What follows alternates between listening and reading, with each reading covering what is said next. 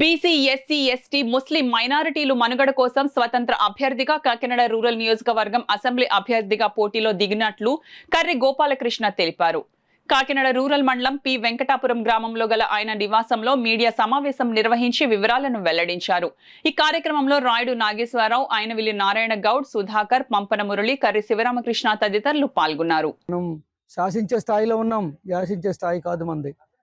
ఎక్కడైనా ఒక పార్లమెంట్ కానీ ఒక అసెంబ్లీ కానీ మనం తీసుకుంటే మనం ఎన్నుకోబడిన ఎమ్మెల్యేలు ఎవరైతే సంఖ్యాబలం ఉందో వాళ్ళే ప్రభుత్వాన్ని ఏర్పాటు చేసే అవకాశం ఉంది. కాబట్టి అలాగే మనకి నియోజకవర్గాల్లో ఓటర్ల సంఖ్య ఎక్కువ ఉంది కాబట్టి న్యాయంగా మనకే సీట్లు కేటాయించాలి ఎక్కువ.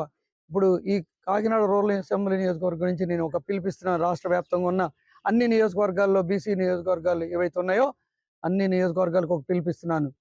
ఇకనైనా మనం మారుదాం, మనం ఓటు మనం వేసుకుందాం.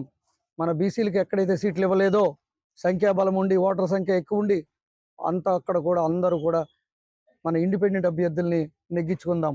మరీ ముఖ్యంగా మన కాకినాడ రూరల్ అసెంబ్లీ నియోజకవర్గానికి సంబంధించి నేను మన జాతి పెద్దలు అందరి సహకారంతో నేను మీ ముందుకు వచ్చాను. నాకు సహకరించి నన్ను బలపరిచి ముందుకు నడిపిస్తారని ఆశిస్తున్నాను. నా గుర్తు ఉంగరం. మేము బీసీలు అందరూ కలిసి ఈ 2024 అసెంబ్లీ ఎలక్షన్లో మా మిత్రుడు సహోదరుడైనటువంటి బీసీల పక్షపాతి అయినటువంటి కర్రి గోపాలకృష్ణ గారిని ఎమ్మెల్యేగా నిలబెట్టడం జరిగింది. భవిష్యత్తులో ఇంత పెద్ద ఉద్యమకారుడి కింద బీసీల సమస్యలపై పోరాటాలు చేస్తారని, బీసీల్ని చైతన్యవంతులు చేస్తాడని, కాంశీరామ్ ఆలోచనలు పునికి పుచ్చుకుంటాడని ఆ ఉద్దేశాలతోటి మేము కర్రి గోపాలకృష్ణ గారిని బలపరుస్తూ మేము అందరూ కూడా ఆయన వెనక ప్రయాణం చేస్తున్నాం.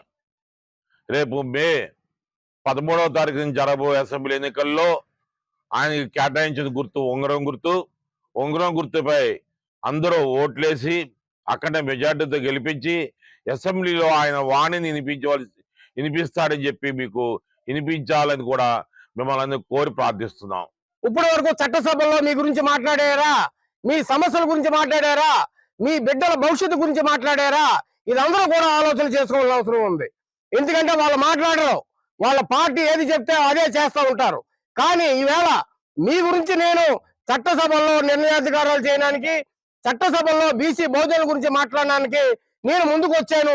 మీరందరూ కూడా ఓట్లేసి నన్ను గెలిపించండి అని వేళ మన ముందుకు వచ్చినటువంటి కర్రి గోపాలకృష్ణ గారిని గెలిపించుకుని చట్టసభలకు పంపించవలసిన బాధ్యత ప్రతి బహుజనుడి మీద, బీసీ వ్యక్తి మీద ఉంది.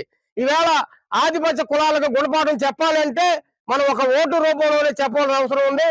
ఈ విషయం ప్రతి ఒక్క బీసీ బహుజనుడు గుర్తెరిగి ఉంగరం గుర్తు మీద ఓటేసి అత్యధిక మెజార్టీతో కర్రి గోపాలకృష్ణ గారిని గెలిపించి మన ఆత్మ గౌరవాన్ని, మన ఆత్మవిశ్వాసాన్ని బలపరుస్తారని మీ అందరికీ కూడా నేను తెలియజేస్తున్నాను.